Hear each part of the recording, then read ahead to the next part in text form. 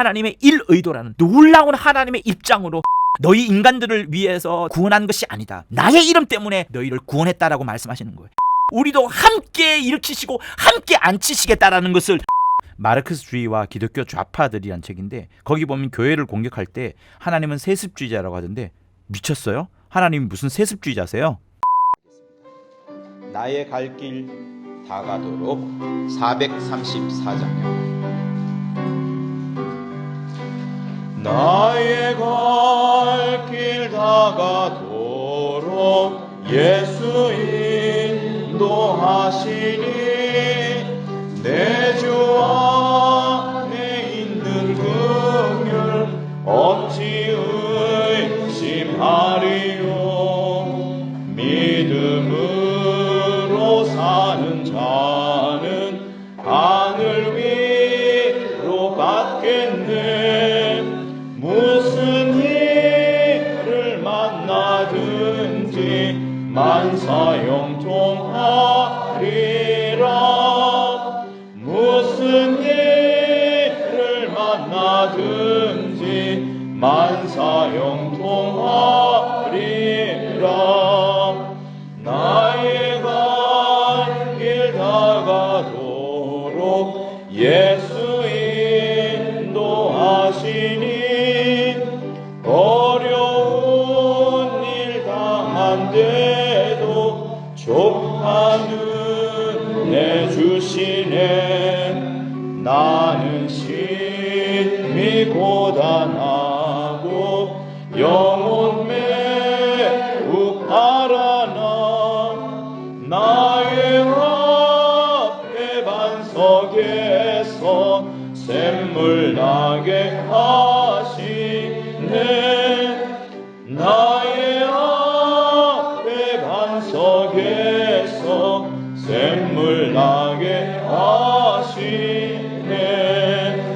나의 갈 길 다가도록 예수 인도하시니 그의 사랑 어찌 큰지 말로 할 수 없도다.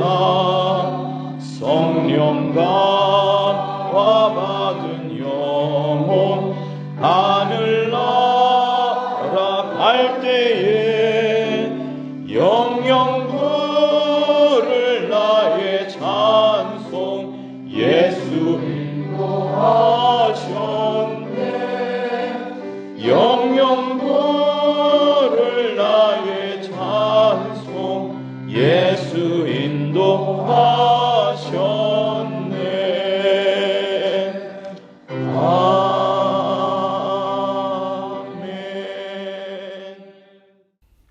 할렐루야. 오늘은 에베소서 2장 4절에서부터 우리 7절까지를 읽도록 하겠습니다. 신약성경 311쪽 에베소서 2장 4절에서 7절까지요. 긍휼에 풍성하신 하나님이 우리를 사랑하신 그 큰 사랑을 인하여 허물로 죽은 우리를 그리스도와 함께 살리셨고 너희가 은혜로 구원을 얻은 것이라. 또 함께 일으키사 그리스도 예수 안에서 함께 하늘에 앉히시니 이는 그리스도 예수 안에서 우리에게 자비하심으로써 그 은혜의 지극히 풍성함을 오는 여러 세대에 나타내려 하심이라. 아멘. 하나님은 사랑과 영광이십니다. 하나님은 사랑이시고 또 하나님은 영광을 발하실 뿐만 아니라 또한 영광을 얻으시기도 합니다. 그 영광을 발하시기도 하시고 그 영광을 얻으시기도 하는 그 하나의 방법으로서 또 하나의 속성으로서 아니면 그 모든 것으로서 하나님은 사랑, 정말 하나님의 성품과 하나님의 그 인격이라 해야 될까요? 그 격이 오직 사랑으로 충만한 겁니다. 그래서 여러분들이 하나님이 사랑이라는 사실을 조금도 의심한다 그러면 여러분들은 하나님의 영광을 맛볼 수도 없을 것이고 하나님을 향하여 영광을 돌릴 수도 없을 것이고 영광이 뭔지도 모를 수밖에 없게 되는 겁니다. 그래서 오늘 이 본문을 통하여서 하나님이 얼마나 사랑이 충만하신지, 하나님의 속성 그 자체가 사랑이라는 것들을 풍성히 깨닫는 여러분이 되실 것을 예수 이름으로 부탁을 드립니다. 성도 여러분, 전 세계에서 가장 뛰어나다라고 알려져 있는 사람들이 누굽니까? 유대인들이에요. 하나님께서는 그 유대인들한테 율법이라는 것을 주셔가지고 온 세계 여러 민족과는 너무나도 차이나게 끝까지 율법을, 또 끝까지 하나님을 자기들의 신으로 온 민족이 그렇게 막 하나의 통째로 그렇게 섬기고 있는 민족이 없다 할 정도로 율법과 하나님에 대해서 몰입되어 있습니다. 그렇게 뛰어나다라고 인정받는 그들이 하나님께서 율법을 주심으로 말미암아서 장장 1500년간 율법을 주면서 그 사람들을 시험하셨거든요. 그리고 그런 것들을 잘 기록해 놓은 것이 바로 구약 성경입니다. 유대인들은 구약이라는 말을 우리가 쓰면 굉장히 싫어해요. 왜 그게 옛날 약속이냐, 왜 너희들이 예수께 받은 말씀을 신약이라고 하느냐라고 하면서 오히려 자기들의 그 히브리어 성경을 히브리어 성경 혹은 타낙이라 그래서 첫 언약 이렇게 불러달라, 이렇게 말들을 하죠. 자, 어쨌든 1500년 동안의 율법을 통하여서 여러 시험을 거쳐서 나온 하나의 작품이 뭔가 하면 구약인 거예요. 뛰어난 유대인들에게 율법을 주었기 때문에, 다시 말하면 세상의 어느 민족보다도 그 뛰어난 민족에게 하나님이 시험을 하신 겁니다. 그 시험이 잘 기록된 것이 바로 율법 곧 구약책이 되는 거예요. 그런데 여러분, 중요한 게 뭡니까? 그들도 실패했다는 거예요. 성경 그래서 뭐라고 말합니까? 의인은 없나니 하나도 없다. 율법이라는 것 앞에 의인이 하나도 없다. 지금 주님은 선악과를 끄집어낸 게 아니에요. 주님은 지금 양심을 끄집어낸 게 아니에요. 선악과와 양심보다 더 지키기 쉬운 것이 어찌 보면 율법입니다. 10가지 계명 10개밖에 안 돼요. 좀 느리면 365개, 좀 더 느리면 뭐 수백 개로 더 늘어가겠죠. 그러나 여러분, 그보다 훨씬 더 많은 법, 훨씬 더 많은 선악을 구별한 것이 뭡니까? 양심입니다. 그리고 양심보다 더 원천적으로 뿌리를 내리고 있는 것이 바로 창세기 3장에 나오는 선악과를 먹었을 때 그 선악을 판단하는 그 기준이 되는 겁니다.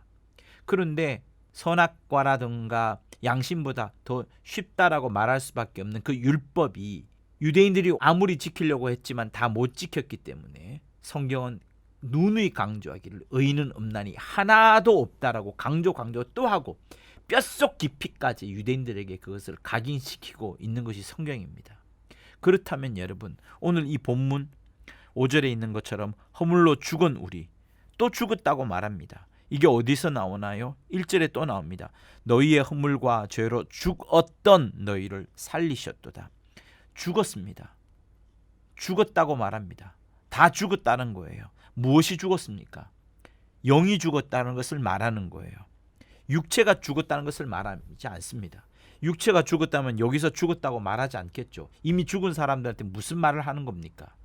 지금 과거에 너희가 죽었지만 지금은 너희를 살리셨도다 하신 말씀을 쫓아서 살아난 자를 말하는 겁니다. 그러니 영이 죽은 것을 말하는 거예요. 영이.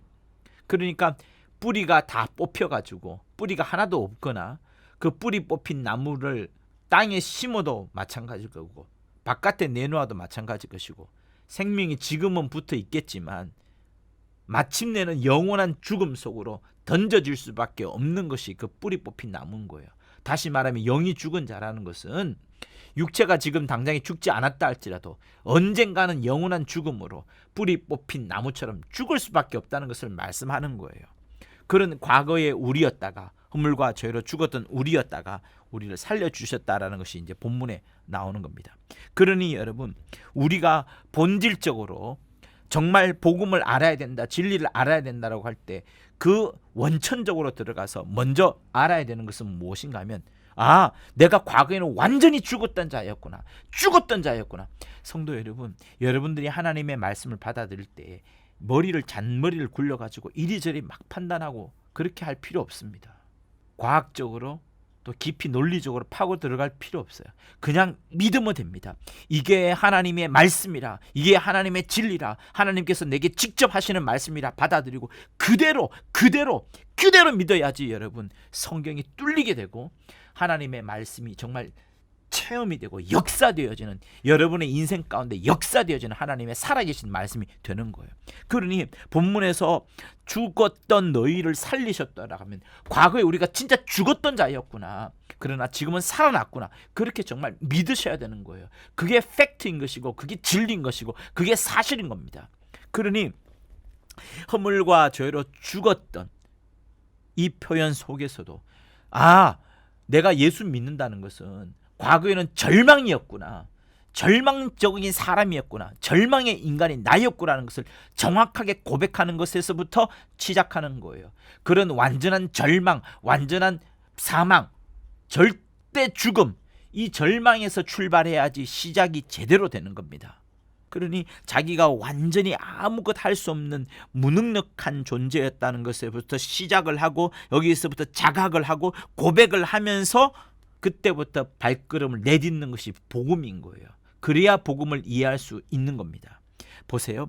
우리가 지금 본문 속에 나오지 않는 이상한 한 단어가 있습니다. 그게 뭔가 하면 4절 긍휼에 풍성하신 하나님이 이렇게 나오는데, 이 1, 2, 3절과 사실 4, 5, 6, 7절을 잘 읽어보면 4절에 뭔가가 문맥상 맞지 않아요. 뭔가가 빠져 있는 것 같아요. 그래서 이런 단어가 들어가야 되는데 가장 맞는 것은 그러나가 되는 겁니다.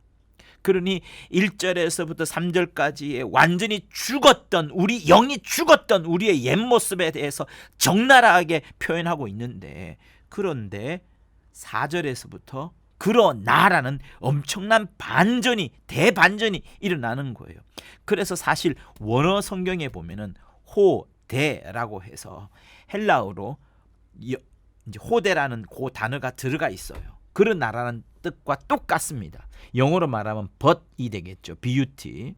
그러니까 1절부터 3절까지의 절망 속에 있다가 완전히 죽었었고 세상 풍속을 쫓았고 공중의 권세 잡을 자를 따랐고 불순종하는 그 역사하는 영들 가운데 살 수밖에 없었던 우리, 그래서 육체의 욕심을 따라 지냈었고 육체의 마음과 원하는 것을 하여서 결국은 본질상 진노의 자녀였다.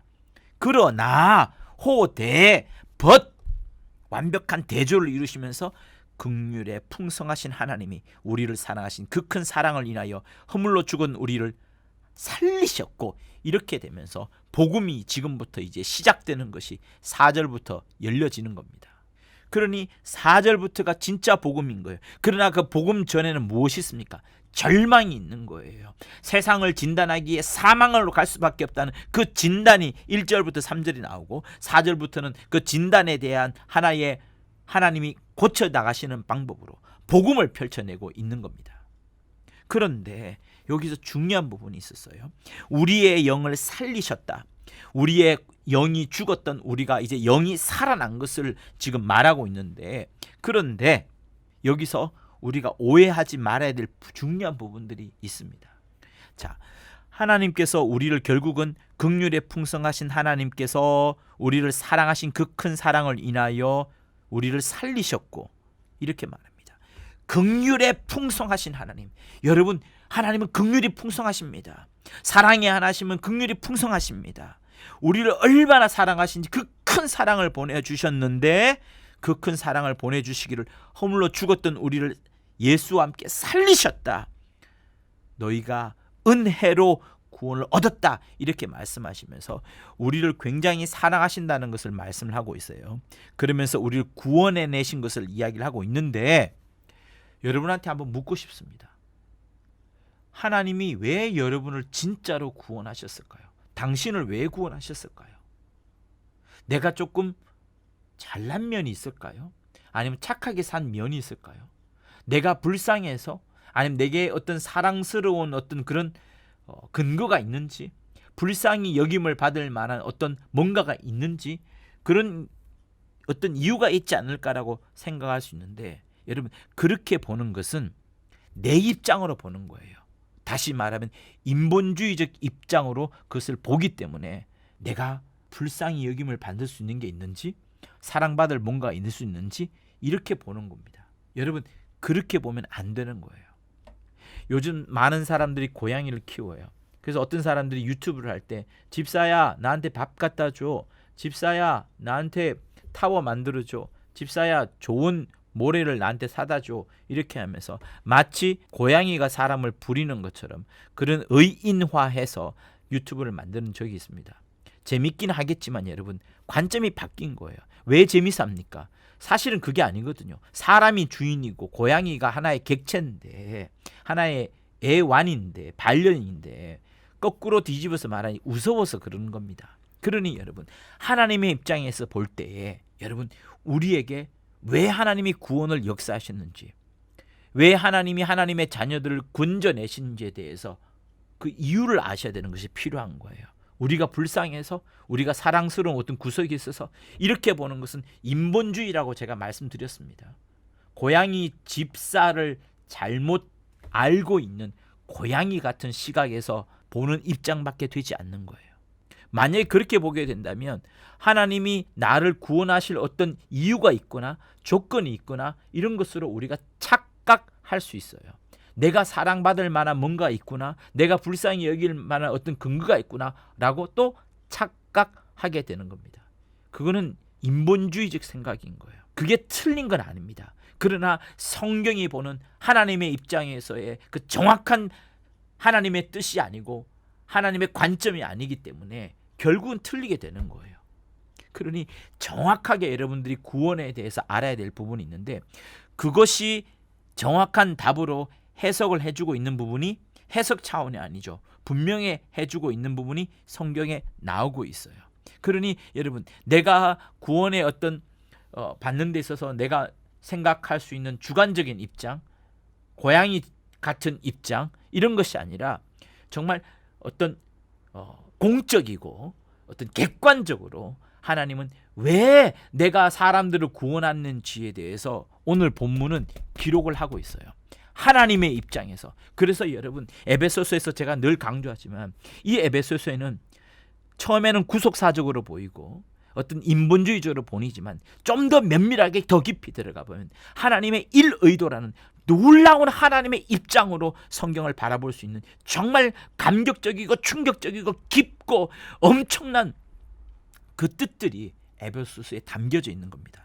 그래서 이 본문 속에서도 2장 1절에서부터 7절까지, 오늘 본문은 물론 4절에서 7절까지 읽었지만 2장 1절에서부터 7절까지를 통으로 보자면 이 여기에 속에는 1의도와 2의도와 3의도가 다 들어가 있는 거예요. 인간을 구원하시는 하나님의 3의도와 마귀를 진멸하고 박살내버리는 그 머리를 깨뜨려 버리려고 하시는 하나님의 제2의도와 마침내는 하나님의 사랑이, 그리고 아들의 하나님을 향한 정말 낮아지고 겸손과 겸허가는 모습, 그러면서 막 영광을 빛내고 드러내려고 하는 사랑이 충만한 그 일의도까지 다 들어가 있는 것이 이 2장 1절에서 7절까지 놀라운 성경 본문 구절인 겁니다. 그런 입장에서 보자면 여러분 내가 구원받아야 되는 이유, 사실 구원받아야 되는 이유가 아니라 하나님이 왜 나를 구원하시는지에 대한 그 이유가 있는 거예요. 그 구원의 이유는 내게 있는 것이 아닙니다. 다시 말하면 사람에게 인본주의적으로 있는 게 아니라는 것을 말하는 거예요. 여러분 그거를 인본주의적으로 해석하게 되고 사람 입장에서 보게 되면 언제든지 여러분의 신앙은 흔들릴 수밖에 없습니다. 왜냐하면 자기 감정과 기분에 따라서 자꾸 하나님의 은혜를 늘렸다가 줄였다가 하는 이런 멍청한 짓을 하게 되거든요. 여러분 우리의 구원이라는 것은 2000년 전에 골고다 언덕에서 주님이 피를 다 쏟아내신 그 십자가에 그 분명한 역사적이고 객관적인 사실에 뿌리를 내리고 있는 거예요. 내가 기분이 안 좋고 감정이 나쁘다고 하여서 2000년 전에 그 뿌리를 내렸던 십자가가 뽑혔다가 다시 박혔다가 뽑혔다가 박혔다가 이렇게 될 수가 없습니다. 역사적 분명한 사실은 로마가 모두 판단했다시피 예수께서 2000년 전에 골고다 언덕에 달려 돌아가셨다. 이 사실이 역사적 사실이에요. 물론 그들은 부활하신 것을 믿지 않지만 돌아가신 사실에 대해서는 엄연하게 그들도 시인하고 있는 부분입니다. 그러니 성경을 하나님의 입장에서 제대로 볼 수 있어야 되는데 오늘 이 본문이 그것을 말하고 있는 거예요. 보세요. 7절 한번 보실까요? 이는 그리스도 예수 안에서 우리에게 자비하심으로써, 4절에도 긍휼이 나오고 큰 사랑이 나오지 않습니까? 5절에는 그 은혜로 너희가 구원을 받으셨다 이렇게 나오는데 7절에 다시 우리에게 자비하심으로, 또 다른 표현으로 그 은혜의 지극히 풍성함을 하나님은 이렇게 계속 사랑을 나타내시는데 여러 세대에 나타내려 하심이라 이렇게 말씀하시면서 하나님의 자비를, 하나님의 그 은혜의 풍성함을 여러 세대에게 나타내고 싶어 하신다, 나타내고 싶어 하신다 라고 기록하고 있어요. 누가? 하나님께서, 내가 아닙니다. 하나님께서 그것을 나타내려 하십니다 이렇게 표현하고 있어요. 여기 나오는 여러 세대는 수많은 세대를 겹쳐 생각해 보자면 결국은 뭐냐면 영원한 것을 말하는 거예요. 하나님의 그 은혜의 지극히 풍성함은 우리 믿는 이 이후로만 나타나는 게 아니라 이전에도 나타날 것이고요. 왜냐하면 예수께서 십자가에 피를 흘리신 것은 과거의 믿음의 선진들에게도 그 피의 역사가, 핏뿌림이 뿌려지는 것이기 때문에 결국 여러 세대에 나타내려 하시면 이런 것은 영원한 것, 영원히 나타내려 하심이란 그 뜻이 되는 거예요. 그래서 여러 세대라고 해서 이후 세대, 우리 이후로만 볼 게 아닙니다. 전부 다로 보이는 거예요. 모든 영원한 것으로 봐야 되는 거예요. 그러면 왜 우리를 구원하시기로 하셨느냐 하는 부분을 다시 한번 더 집중해서 말씀드릴게요. 보세요. 죄와 허물로 죽었다, 영원히 죽었다, 뿌리 뽑힌 나무처럼 죽을 수밖에 없었다, 육체까지도. 그럴 정도로 우리는 본질상 진노의 자녀였다. 세상 풍속을 쫓는 자였다. 세상 풍속에 쫓아가면서 도무지 하나님을 쫓기는커녕 세상 풍속에 끌려 자기 마음대로 살 수밖에 없었던 그런 무던한 자였다. 육체 욕심대로 살았고 더럽고 추악한 존재로밖에 하나님께 보여질 수밖에 없었던 본질상 진노의 자녀였다. 그런데 왜 그런 우리에게 예수 그리스도의 존귀한 피, 아버지 하나님의 피, 그 피를 흘리게 함으로써 그런 희생을 치르면서까지 왜 우리를 구원하시기로 했느냐는 그 부분을 다시 묻는 거예요. 아니 진짜 왜 우리를 구원하셨을까요?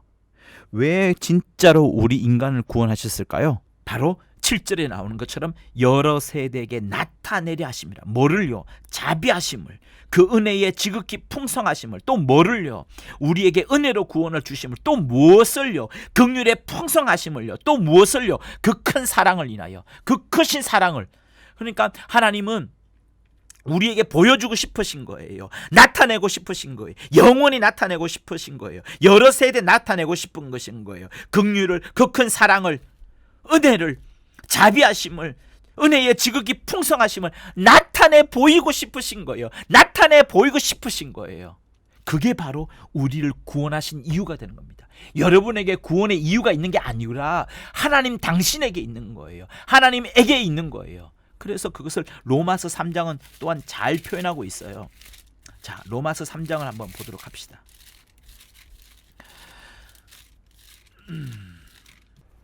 자, 23절을 보면 모든 사람이 죄를 범하였음에 하나님의 영광에 이르지 못하더니 라고 나옵니다. 죄를 범하는 것마다 하나님의 영광에 아무도 이룰 수가 없어요. 죄와 영광은 완전 상극인 거예요. 그런데 한번 22절 그 앞절을 보시면 예수 그리스도를 믿음으로 말미암아 모든 믿는 자에게 미치는 하나님의 의, 차별이 없을 정도로 믿음으로 말미암아서 하나님의 의가 있다, 곧 더 나아가서 하나님의 영광에 이른다라는 그 표현을 지금 하고 있는 거예요.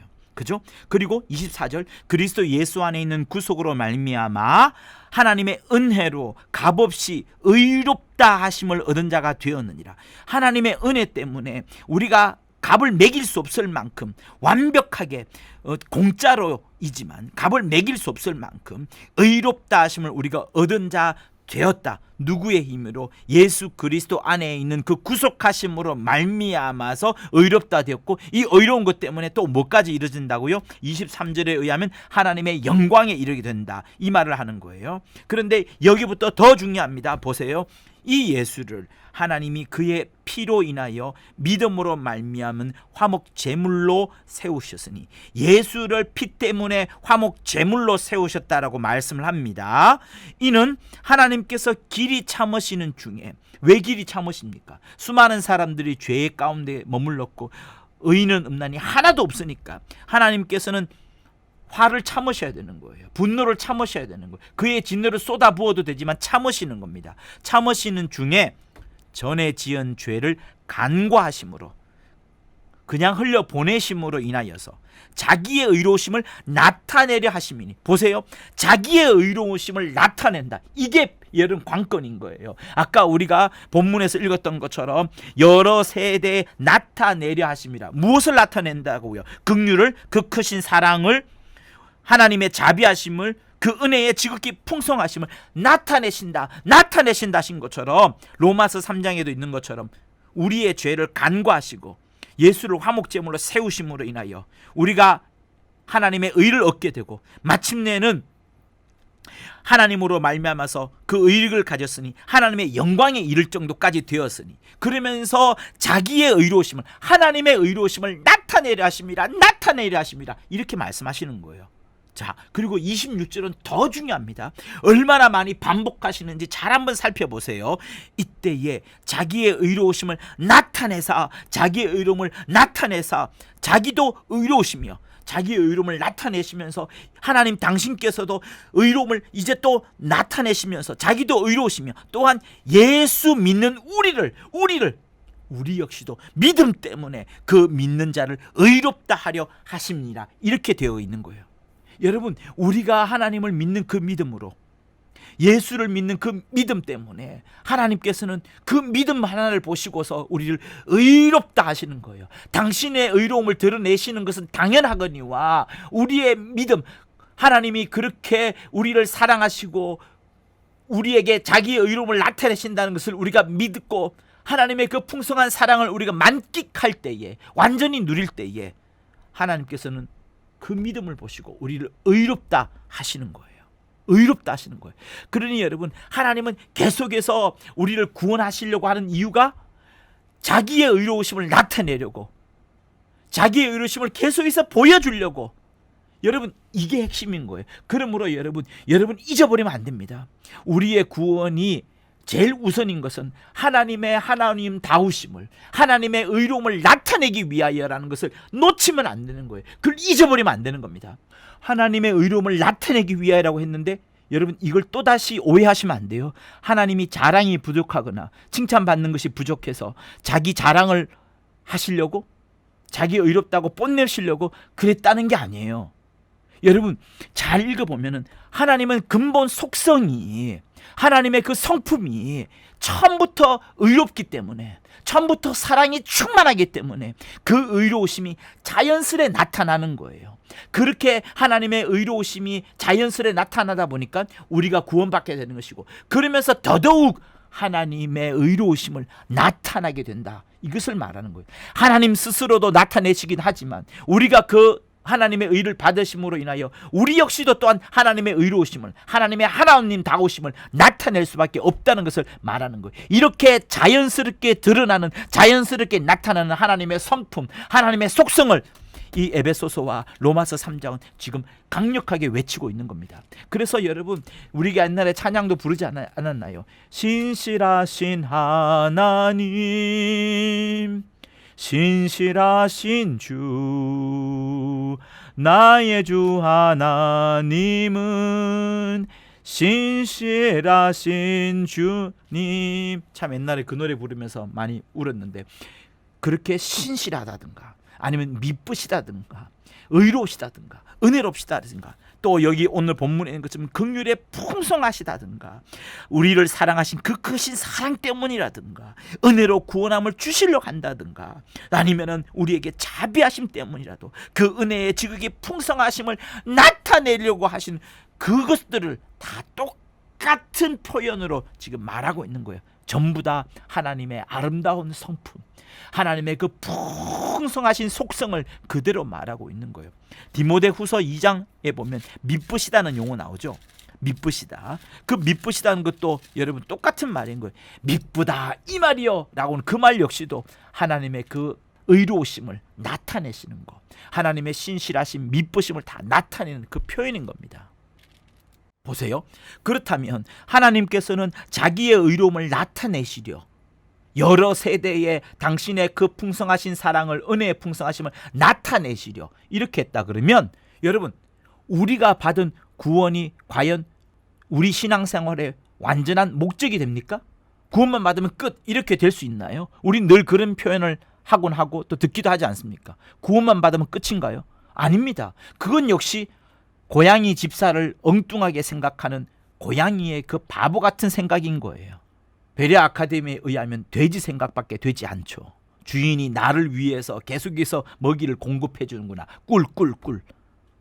여러분, 우리는 하나님의 입장에서 성경을 보지 못하면 계속해서 막힐 수밖에 없고 계속해서 잘못된 신앙으로 빠져들 수밖에 없게 되는 거예요. 그러면 마귀한테 속는 겁니다. 본질상 진노의 자녀 속으로 다시 들어갈 수밖에 없게 되고 욕심을 따라 지내던 과거로 들어갈 수밖에 없게 됩니다. 그러니 여러분 잘 생각해 봅시다. 과연 하나님이 왜 우리를 구원해 주셨느냐, 구원받는 것으로 끝이냐 하는 그 부분을 말씀하시는 거예요. 아니면은 구원받았으니 하나님이 정말 내게서 원하시는 바가 무엇인지를 알고서 그 길로 다름질을 하느냐는 그 부분을 여러분한테 다시 재차 질문하는 겁니다. 여러분 이사야서 43장을 한번 보실까요? 거기에는 우리가 질문했던 답들이 나오고 있어요. 이사야서 43장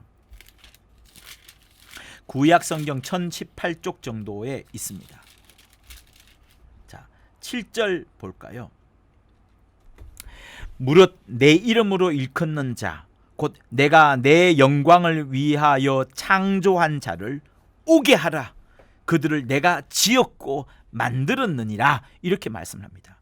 내 이름으로 일컫는 자는 사람을 말해요. 수많은 원방에서 이끌려오는 그 민족들을 말하는 겁니다. 그러니 내 이름으로 일컫는 자, 곧 내가 창조한 자, 그들을 오게 해라. 내가 지었고 만들었다. 그런데 무엇을 위하여? 내 영광을 위하여라고 나옵니다. 내 영광을 위하여. 하나님의 이름을 품고 다니는 하나님의 백성은 하나님에 의해 창조되었고 하나님의 손으로 직접 빚어서 만들어 놓은 자들인데 무엇을 위하여? 나의 영광을 위하여. 나의 영광을 위하여. 아까 우리가 본문에서 읽었던 것처럼 여러 세대에 하나님의 사랑을 나타내려 하심이라. 하나님을 나타내려 하심이라. 하나님의 의로움과 신실하심과 미쁘심을 나타내려 하시는 것과 이 이사야 43장에 나오는 내 영광을 위하여는 똑같은 표현인 거예요. 자, 영광을 위하여, 영광을 위하여. 여러분 계속 집중하십시오. 그러면서 에스겔서 36장을 또 보도록 할게요. 에스겔서 36장 1207쪽 정도에 있습니다. 자, 22절과 23절을 읽도록 하겠습니다. 에스겔서 36장 22절에서 23절까지. 그러므로 너는 이스라엘 족속에게 이르기를 주 여호와의 말씀에 이스라엘 족속아 내가 이렇게 행함은 너희를 위함이 아니요 너희를 위함이 아니요라고 말합니다. 무엇을 했는데요? 하나님께서 구원의 역사를 이루어 주셨어요. 그런데 너희를 위함이 아니요 너희가 들어간 그 열국에서 더럽힌 나의 거룩한 이름을 위함이라. 하나님 당신의 이름을 위하여서 이스라엘 족속에게 은혜를 베풀어 주셨지 너희를 위한 것이 아니라 이렇게 말합니다. 23절 열국 가운데서 더럽힘을 받은 이름 곧 너희가 그들 중에서 더럽힌 나의 큰 이름을 내가 거룩하게 할지라 이름을 거룩하게 할지라 내가 그들의 목전에서 너희로 인하여 나의 거룩함을 나타내리니 하나님의 의로움을 나타내리니 나의 의로움을 나타내리니 열국 사람이 나를 여호와인 줄 아니라 나 주 여호와의 말이니라. 이렇게 나옵니다. 그러니 나는 너희 인간들을 위해서 너희를 구원한 것이 아니다.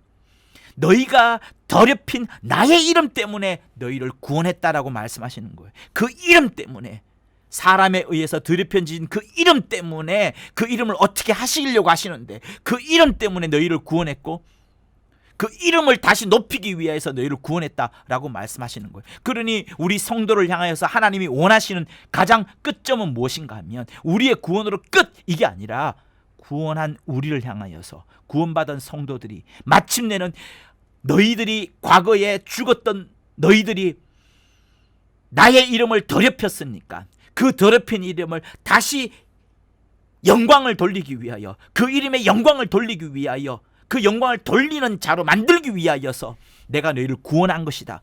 하나님의 이름 때문에 너희가 살아야 되는 것이 그 목적이다. 구원의 목적이다. 이렇게 하나님이 말씀해 주시는 거예요.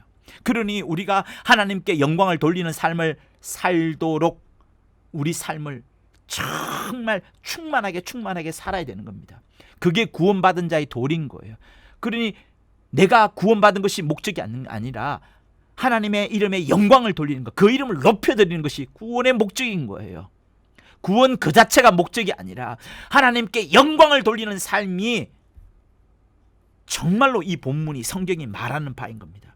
그러니 이까지 나오면 여러분 어떤 것에 눈을 뜨게 됩니까? 바로 하나님의 의도를 발견하게 되는 거예요. 하나님의 의도. 왜? 하나님의 영광을 드러내야 된다는 그 부분에 있어서 하나님의 제1 의도와 맞아떨어지지 않냐는 거예요. 자, 하나님의 영광을 독사라고 하거든. 영광을 독사라고 헬라어로 말합니다. 막 빛이 막 발하는 거예요. 감출 수 없을 만큼 어떠한 장막이 있다 할지라도 그 장막을 뚫고 나가서 계속해서 빛이 흘러가는 그것을 독사, 영광이라고 말합니다. 그러니 하나님은 자기의 의로우심을 독사하는 거예요. 막 쫙쫙 비춰내는 겁니다. 그 영광을 계속 바라는 거예요. 하나님의 의로우심을, 하나님의 사랑을 계속해서 그 영광을 계속해서 비춰내시는 거예요. 자기 스스로도 그럴 뿐만 아니라 아들 예수를 통하여서 뿐만 아니라 심지어 우리를 위하여서도 우리를 구원하신 다음에 우리를 통하여서 그 구원의 영광의 독사를 계속해서 비추시려고 하시는 것이 하나님이 원하시는 바예요. 그게 바로 자기의 이름을 높이는 거예요. 우리가 더럽혔던 하나님의 이름을 높이는 것, 영광을 돌리는 것을 말하는 겁니다. 그러면 조금 더 들어가 봅시다. 어떻게 하는 것이 우리가 하나님께 영광을 돌릴까? 그 샘플은 여러분 하나님의 제1 의도를 면밀하게 볼 필요가 있어요. 하나님의 제1 의도는 하나로만 보면 안 됩니다. 하나님께서 그 아들에게 보좌를 상속하려 한다. 이런 관점만 보시면 사실은 완벽하지 않아요. 왜냐하면 하나님께서 그 아들에게 모든 것을 만유를 후사로 주시려고 하셨을 때 예수는 즉시로 내가 하나님 아버지와 동등됨을 여김을 취할 것을 여기지 아니하시고 겸억과 겸손의 그 최고의 마음을, 최고의 표현을 하나님께 드렸어요. 그것이 뭐냐면 사람이라는 존재를 설정해 놓으시고 그 사람을 통하여 죽음을 맛보시란 그것, 그토록 가장 낮아지려는 것, 영원한 생명이신 하나님 아버지 앞에 영원한 생명이 아니라 영원한 죽음이라 할 수 있는 사람의 그 죽음을 맛보는까지 내려가겠다, 하나님과 절대로 동등됨을 취하지 않겠다는 이것까지 들어가 있는 것이 하나님의 제1 의도인 거예요. 단순히 보좌 상속이라는 그런 일면만 법으로 인하여서 어떤 사람은 뭐 하나님도 세습했다느니 뭐 이런 엉뚱한 말을 하는데 그게 아닙니다. 그거는 정말이지 편협되고 인간적이고 물질적으로 생각하는 그런 표현인 거예요. 자, 하나님은 아들에 대한 지극한 사랑을 아들을 향하여서 보여주었습니다. 그러나 아들은 그에 반하여서 한없이 자신을 낮추시면서 아버지 앞에 내가 순종하겠다라는 아버지에 대한 사랑을 나타내신 거예요. 하나님 아버지께서 아들을 사랑하셨기 때문에 보좌를 상속하겠다, 만유의 후사로 세우겠다 이렇게 하신 것을, 아들 역시도 하나님 아버지를 굉장히 사랑하기 때문에 자신을 한없이 낮추시고 순종하겠습니다 하면서 자기를 굉장히 겸허과 겸손의 모양으로 끌고 가신 겁니다. 그러니 근본 하나님의 본체이신 아들 예수께서 하나님과 동등되시지만 오히려 자기를 비워서 종의 형체를 가지셨고 사람의 모양까지 나타나셨을 뿐만 아니라 이제는 그 영원한 생명의 하나의 근원이라 할 수 있는 아버지 앞에 나는 죽음을 맛보는 정도로 가장 자신을 낮추시면서 아버지를 완전히 높여버린 거예요. 그러니 아버지도 아들을 사랑해서 아들도 아버지를 사랑해서 이 모든 것들이 나타나는 겁니다. 겸손과 겸허과 낮추심과 순종과 생명과 죽음, 모든 것들이. 그러니 겸손히 자신을 낮추는 아들의 이 기뻐하시는 자원하심을 하나님께서 받으시고, 옳다, 내 이것을 승인하겠다 하면서 내가 너에게 그러면 계명을 줄게, 죽고 사는 계명을 줄게 하시면서 요한복음 10장 17절과 18절의 말씀을 아버지께서 하신 거예요. 자, 우리 10장 17절과 18절. 아버지께서 나를 사랑하시는 것은 내가 다시 목숨을 얻기 위하여 목숨을 버린다. 자, 목숨을 버리는 거예요. 얻기 위하여. 이를 내게서 빼앗는 자가 있는 것이 아니라 어느 누구도 이것을 빼앗고 관여할 자가 없습니다. 내가 스스로 버리노라. 이 스스로라는 것은 예수 독단적인 것이 아니라 아버지 때문에 버린다는 것을 말씀하시는 거예요. 나는 버릴 권세도 있고 다시 얻을 권세도 있으니, 보세요, 이 계명은 내 아버지에게서 받았노라. 아버지로부터 계명을 받은 거예요. 예수께서 죽으실 필요가 없으셨지만 아버지 앞에 겸허과 겸손으로 영원한 생명 앞에 영원한 생명이신 아버지를 가장 높이기 위하여서 자기가 정말 낮추시겠다라고 자원하시고 기뻐하시는 모습을 보이셨을 때에 하나님 아버지께서 그것을 승인하시고, 그러면 내가 이것을 계명으로 줄 터이니 너는 목숨을 버릴 권세와 너는 목숨을 다시 얻을 권세를 얻었다라고 말씀하시는 부분이 요한복음 10장 17절인 거예요. 그러니 여러분 명심하셔야 됩니다. 예수는 반드시 죽으실 그 결심을 하신 거예요. 반드시 죽어야 되는 결심. 그뿐만 아니라 그것을 하나님 아버지께서 계명으로 주셨으니 계명에 순종하는 그것으로라서도 반드시 죽으셔야 되는 거예요. 반드시 죽으셔야 되는 겁니다. 반드시 죽으셔야 되는 거예요. 이것을 여러분 잊지 마셔야 돼요. 예수는 반드시 죽으신다. 그리고 반드시 살아나신다. 다시 얻을 권세를 주셨다라고 하셨으니 다시 부활하실 그 권세를 또한 예수 손에 붙잡고 계시는 겁니다. 아들은 아버지 앞에 죽기까지 순종하셨고 그러면서 아버지의 뜻을 다 이루셨어요. 이처럼 아버지와 아들의 관계, 사랑과 순종의 관계, 아버지는 아들을 사랑하고 아들도 아버지를 사랑함으로 인해서 그 나타나는 것이 순종인데, 아들의 순종, 그 정도로 아버지는 아들을 사랑하시고 아들은 아버지의 뜻에 자신을 낮추시면서 순종함으로 인하여 다시 아버지에 대한 사랑을 나타낸 겁니다. 얼마나 멋있습니까? 그래서 처음 시작할 때 하나님은 사랑이시다, 영광이시다 라고 말씀드린 이유가 바로 여기에 있습니다. 그러니 여러분, 예수의 죽음이라는 것은 인간을 구원하기 위한 어떤 희생적인 죽음으로 끝나는 게 아니에요. 인간을 구원하기 위하여 예수께서 희생하셨다, 이게 인본주의적 입장인 거예요. 고양이 집사를 오해하고 있는 고양이의 그 멍청한 생각인 거죠. 그게 아니라 인간을 구원하기 위한 희생적인 죽음, 그 이전에 이미 아버지와 관계 속에서 아버지의 계명으로 예수의 죽음을 받으신 거예요. 아버지의 계명으로 죽으심을 받은 거예요. 우리 인간의 구원과는 상관이 없다라고 보셔야 되는 것이 이 성경의 가장 정밀한 관점인 겁니다. 아버지의 관점인 거예요. 그러니 보세요, 세상이 창조되기도 전에, 인간이 창조되기도 전에 오직 아들만 아버지와 함께 창세전 그 영광 가운데 계실 때에, 말씀으로 아버지와 함께 계실 때에 아버지께서 그 예비하신 하늘, 후사로 주시려고 하신 그 하늘을 상속하기 위한 과정, 그 가운데에서 아들이 계명으로 받은 것이 예수의 죽음인 겁니다. 예수의 죽음을 아들이 계명으로 받은 것이고, 그 전에, 그 직전에 아들이 아버지를 향하여서 엄청난 사랑을 드러내기 위하여서 그런 겸허과 겸손의 그 표현을 하셨을 때 예수의 죽음을 하나님 아버지께서 계명으로 준 거예요. 그래서 예수의 죽음이라는 것은 계명받은 겁니다. 그렇기 때문에 예수의 죽음, 그로 인하여서 우리의 구원받는 그것은 먼저는 아버지와 아들 관계 속에서 하나님의 제1의도 속에서 먼저 이해해야 되지, 그 이후에야 제3의 의도, 곧 인간을 구원하고자 하는 예수의 희생적 죽음이 이제 덮여져서 함께 진행이 되는 거예요.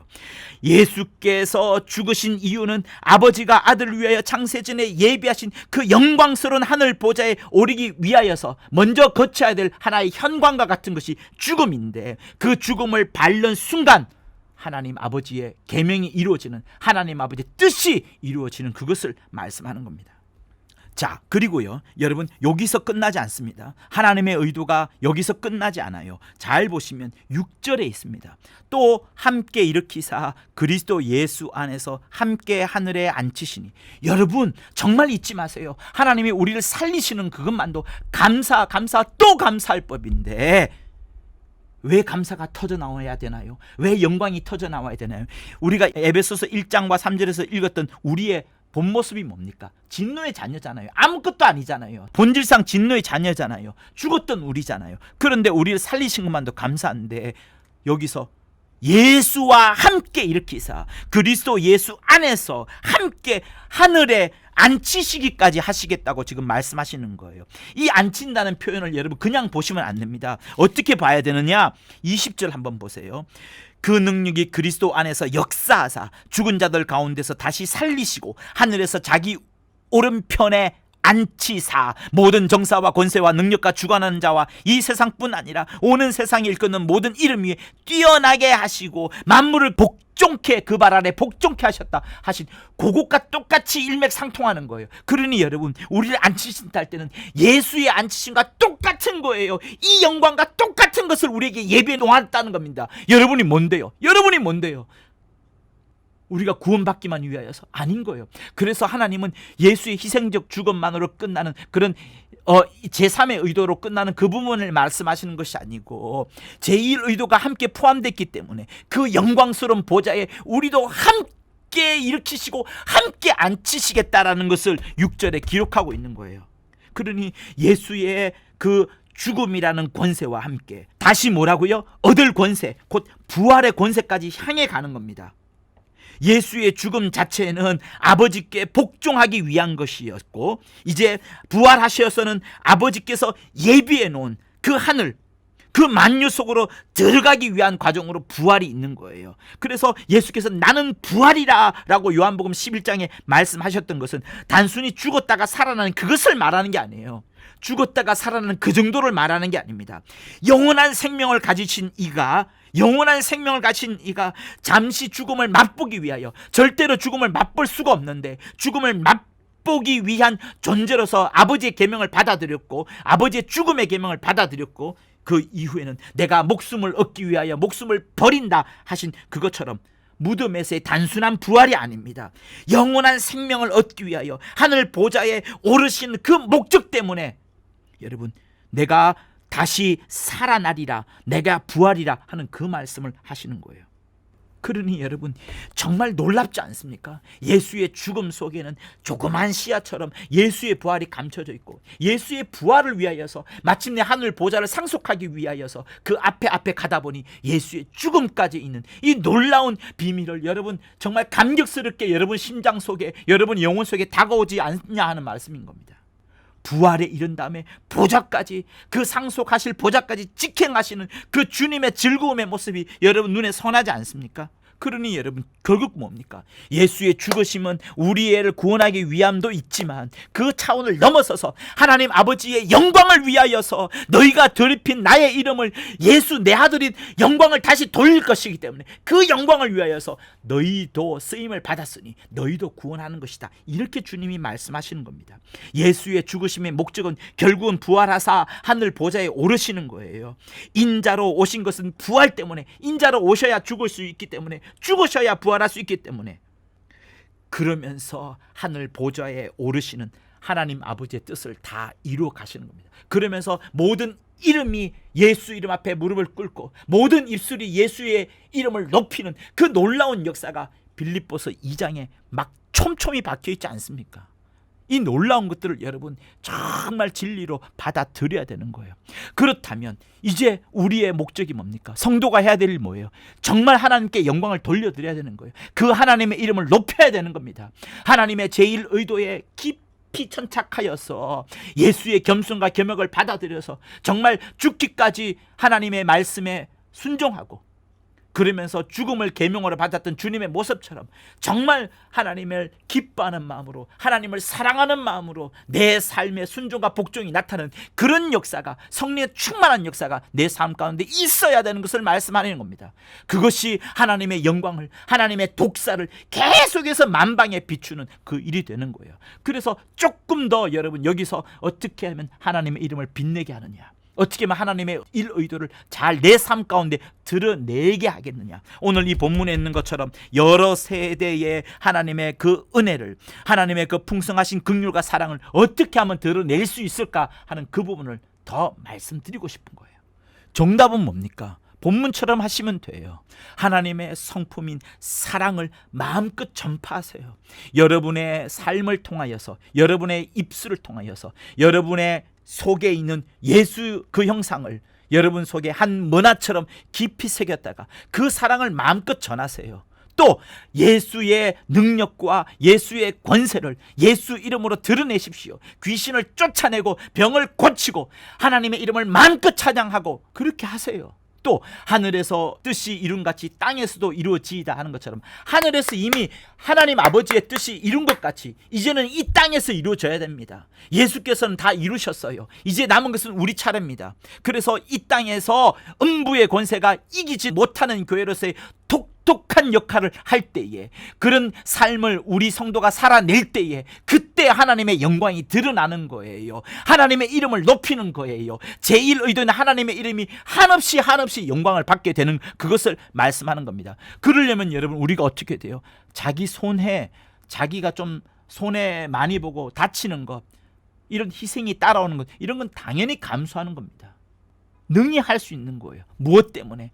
저 하늘에서 받을 그 영광스러운 주님의 그 칭찬과 그 영광스러움 때문에 이 땅에서 사랑하고 온유를 정말 풍성히 품어내고 인내하고 기다리고 용서해주고 섬겨주고, 이 모든 것들이 하나님의 이름에 영광을 돌리는 거예요. 제1 의도 하나님의 뜻에 가장 부합하게 살아가는 이 땅의 삶인 겁니다. 이 땅에서 그렇게 살아가는 그것이 저 하늘을 소망하면서 바라보는 그 천국의 삶인 거예요. 그렇게 우리에게 살아라고 하는 겁니다. 그렇게 살 때 우리 심령 속에는 아무리 핍박과 환난이 있다 할지라도, 억지와 누명이 있다 할지라도 예수께서 주시는 평안과 안식과 행복과 기쁨이 남들은 알지 못하지만 막 샘솟듯이 쏟는 거예요. 그러니 여러분이 진짜 성도라면 정말 하나님이 내게 무엇을 원하는지, 구원받으면 땡, 그것으로 끝, 이게 아니라는 것을 충분히 생각하고 하나님이 가장 원하시는 하나님의 이름에 영광을 돌리는 그 목적대로 살도록 여러분 몸부림을 쳐야 되는 겁니다. 기도하세요. 어찌하면 내가 하나님의 이름에 영광을 돌릴까? 어찌하면 하나님 아버지께서 기뻐하실까? 나의 겸손과 겸허가 있어야 될 뿐만 아니라 내 손해와 희생이 감수하고 인내와 온유와 또 자비와 용서, 이런 것들이 품고 있어야 될 뿐만 아니라 섬겨주고 용서하는 그것들이 진짜로 필요한 겁니다. 많은 사람들이 예수를 믿으면서도 세상의 힘을 얻으려고 세상의 지식과 물질을 막 쌓으려고 합니다. 그거 다 부질없는 짓들이에요. 다 부질없는 짓들입니다. 기껏 해봐야 120세로 끝날 것이고요. 그 어느 하나도 하나님께 칭찬받을 것이 없어서 하나님의 영광은 도무지 돌리지 못하는 그런 삶으로 살아갈 수밖에 없는 공허한 삶, 헛방의 삶밖에 되지 않습니다. 그러니까 헛방, 빈 껍질 같은 삶이라고 하니까 어떤 분은 매미가 벗어놓은 허물을 이야기하던데 그게 아니에요. 시몬이 돌아가셨지만 누가 빈 치약 같은 삶을 살았다라고 말합니까? 누가 매미의 허물이라고 말합니까? 그의 책과 사상은 지금도 문학으로 역사되고 있어요. 매미를 말하는 건데 좀 더 말하자면 매미가 떼창 부르잖아요. 수컷만 부릅니다. 다른 곤충들과 달리 매미는 최고로 멋지게 살다가 깨끗하게 죽어요. 공짜의 삶을 살지 않습니다. 7년이란 땅 속에서 시간의 무게를 견뎌내요. 반드시 고난이라는 역경 속에서 시간의 무게를 견뎌내다가 새로운 열매를 맺을 때까지 떼창을 부르는 거예요. 결코 순리, 다시 말하면 하나님의 섭리를 쫓아 살지 남한테 나쁜 짓을 가하거나 거짓말을 하지 않는 삶을 살고 가는 게 매미인 거예요. 그게 매미의 허물 스토리입니다. 인간이 배워야 돼요. 나름 하나님의 영광을 다 드러내고 살다가 허물을 남기고 떠나는 거예요. 깨끗하게 떠나는 겁니다. 깨끗하게. 오직 하나님께만 영광을 돌리는. 그러니까 우리도 배워야 되는 거예요. 아름다운 매미의 그 빈껍질의 역사를 여러분 살펴본다면 내가 인생을 진짜 어떻게 살아야 될지 다시 한번 진단할 수밖에 없게 되는 겁니다. 사랑하는 성도 여러분, 하나님의 영광을 여러분 삶 가운데 마음껏 드러내려고 하십시오. 그게 가장 아름다운 모습인 겁니다. 하나님이 지금도 찾으시고자 하는 것이 바로 그것을 말씀하시는 거예요. 그래서 오늘 이 본문처럼 정말로 하나님께서 우리를 함께 일으키사 그리스도 예수 안에서 함께 하늘에 앉히실 정도로 주 예수 보좌에 앉으신 그 영광을 우리도 만끽하게 하시려고 하나님이 지금 예배하고 계신 것이니 너희는 지금 이 땅에서 무엇을 해야 되느냐? 여러 세대에 하나님의 영광을 나타내어라. 하나님의 긍휼의 풍성하심을 나타내어라. 얼마나 우리를 사랑하신지 그 큰 사랑을 나타내어라. 허물로 죽었지만 너희들에게 은혜를 베푸신 그것을 나타내어라. 너희들이 한 거 하나도 없다. 은혜로 공짜로 구원받았음을 정말로 고백하며 시인하며 살아라.